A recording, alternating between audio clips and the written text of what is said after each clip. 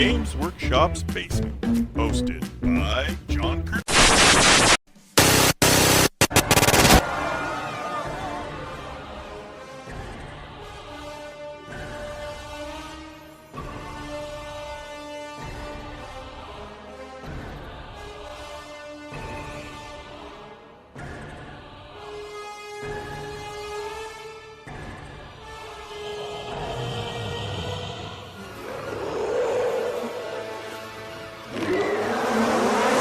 Talk about the other Chaos Army in this book. Beastmen, Brayherds. New name, baby. These guys they're so cool. I love Beastmen. The look is cool. Yeah. I love the fluff, like they lurk in these forests and they're kind of just like a bunch of orphans that the Empire threw in the woods and like have bred out there and mutated and are weird. Yeah. Ready to eat people. Yeah. So the top 3 units that I chose for them are Chariots, Minotaurs, and Harpies. Sure. Chariots are a really cheap, good unit for Beastmen Brayherds. They hit pretty hard for what they are, and they have decent leadership because they have Markup Chaos Undivided, so they get to reroll failed Panic, Fear, and Terror checks, which is great in an army that has bad leadership. Okay. Minotaurs are exactly what you would expect them to be. They are one of the most hard-hitting units in the whole game. They have probably more attacks than any other unit, I think, per model. Love it. They can easily, they can get to 6 attacks, like, no problem. 6 decks each. Yeah, 6 attacks each. Plus a stomp. Yeah, plus, I don't think they have stomp. I think they have impact hits. Boom. Which is better, Okay. right? All right, fine. Yeah. They have a rule called foe render.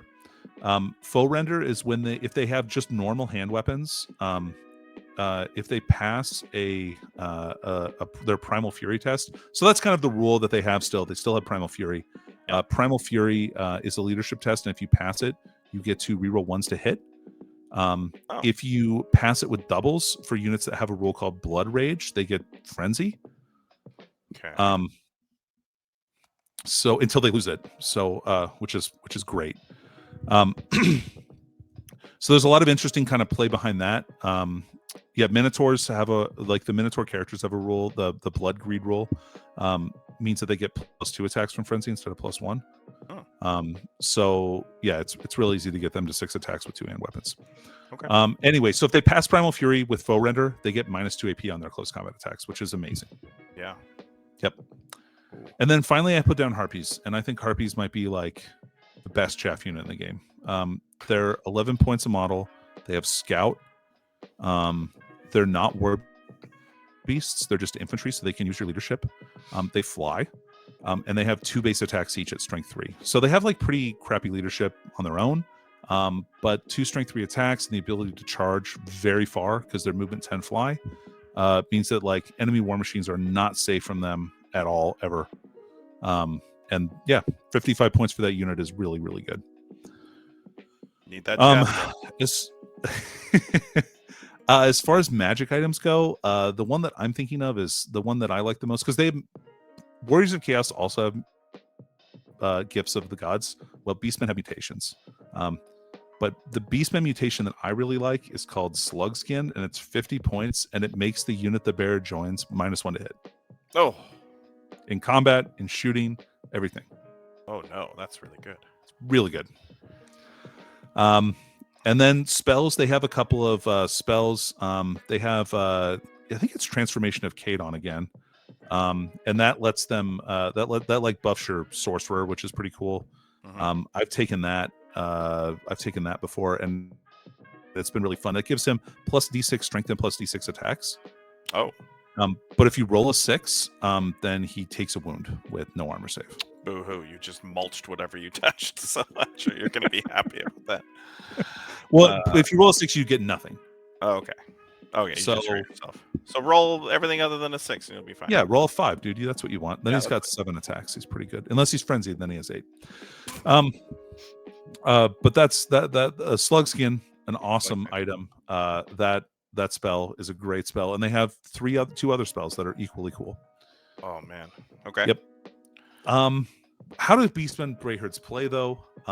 They also take advantage of Warband. Most all of their units have Warband. which is awesome. Minotaurs have it, Gore Herds have it, Bestigore have it. It's just rerolling charges is such a good rule. Gotta love it. And then they have a lot of skirmishing units. So the army kind of fights still in a skirmishy way. Yep. You can take all your Gore Herds can either be open order or skirmishers, depending if you want the rank bonus or not. I've been playing it where I usually rank up the unit with my general, and then I take the other unit with like my Great Bray Shaman, because I've been running 2 Gore Herds. I want to run them skirmishing, just so I can get the most number of models in base to base as possible. They do have weaknesses. Like there's no armor saves to speak of unless you're taking Dragon Ogres, which they can also take. No real armor to speak of at all. And their leadership is bad. It's bad. Their leadership 8 at best. So like even the best lord has leadership 8. So you're rolling 8s is tough. Now, a lot of stuff has Mark of Undivided, and that helps a lot. But it doesn't solve it's still a huge issue. So I think that can be difficult for them. How they win, this army is like Warriors. It punches you in the face, but it does it more tactfully. Like they're gonna ask you if it's okay first. They're gonna ask for consent, and then they're gonna really go hard. When they hit no, I'm just kidding. They go full beast mode all the time. They're very aggressive, but their movement is better, I think, than Warriors is. Yeah. So they can kind of play around. They can kind of play around with where they want to get into combat a little bit better. And they have a lot cheaper units than Warriors do. Yeah. But less quality, to be fair. I would imagine this army has more small arms fire from Ungors. Yeah, you can take Ungors with bows, so you can take skirmishers with bows. A lot of the monsters have breath weapons, so you can take like cockatrices or the Jabberslythe, and that gives you some ranged attacks. Also, you have the Cygor, which is technically like a war machine. He throws a stone thrower at people, which is pretty cool. Yeah. So you can kind of build a more standoffish Beastmen list. I still think they're better off like getting stuck in and punching you to death. Just a whole bunch of Minotaurs. Yeah. Well, I mean, yeah, let's take a look at this list here. Okay. Not a bunch, but some. Needs more. So I got 3 characters. Yeah. I've got my Great Bray Shaman. He's level 4. He's got Slug Skin for the -1 hit, and Talisman of Protection is a 5+ ward save. That's a generic item. Pretty good. I have a Gorbull. He's got a shield and the blackened plate. The blackened plate is full plate armor, which is a really nice little gem in there somewhere to give a character some armor. And then he has Gnarled Hide, which gives him an extra armor save, and a shield. So he's a 2+. Wow. Yeah, that's pretty cool, right? Yeah. And then he has the Sword of Swiftness, which gives him always strikes first. Initiative 10's good. Yeah, not bad.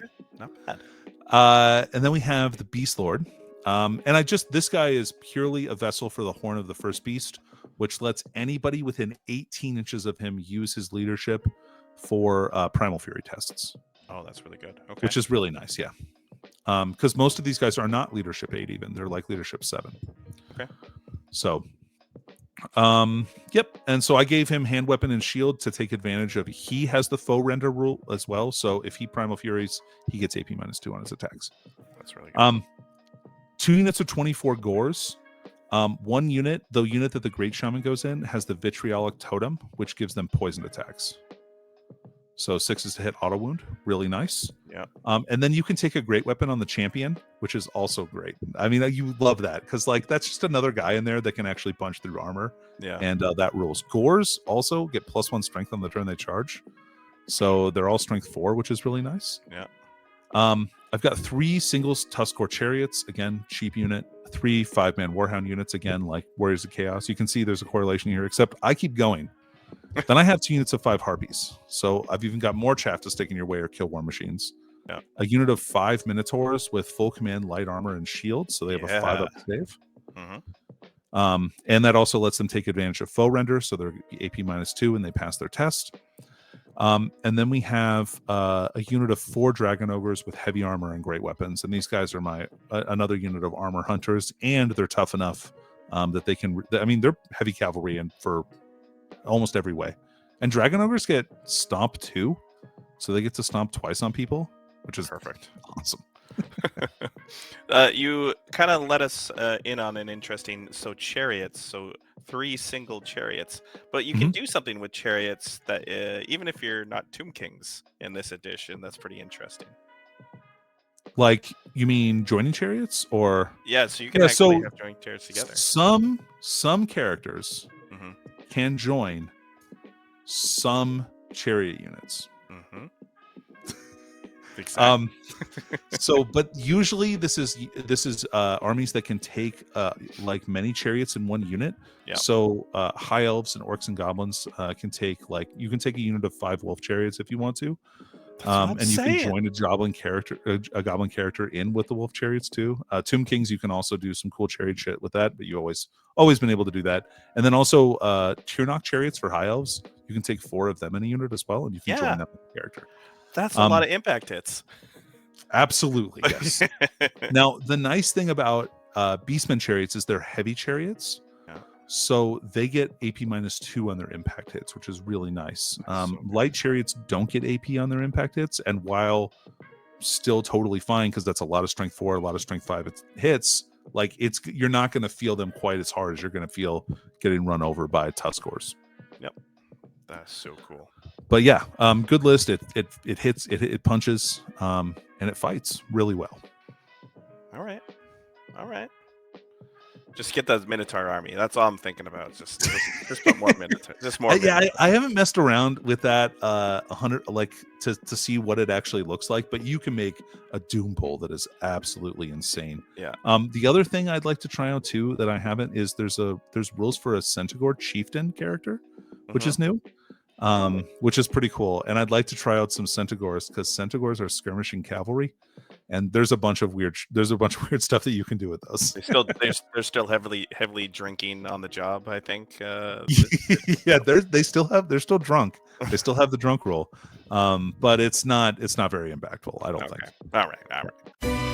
It's time to step into the grim darkness with nerds gather talking Warhammer madness. Grim After Dark, the podcast with the hosts John, Danny, and Val, but they're not the most. Claiming to be experts, but it's all a facade. Talking about battles and dice rolls, they're all odd. Trying to sound cool with their Warhammer talk, but I'm here to expose. It's all just squawk. Nerds, everywhere I see talking Warhammer this, like it's a decree. But let me tell you, homie, it is all just a game. In the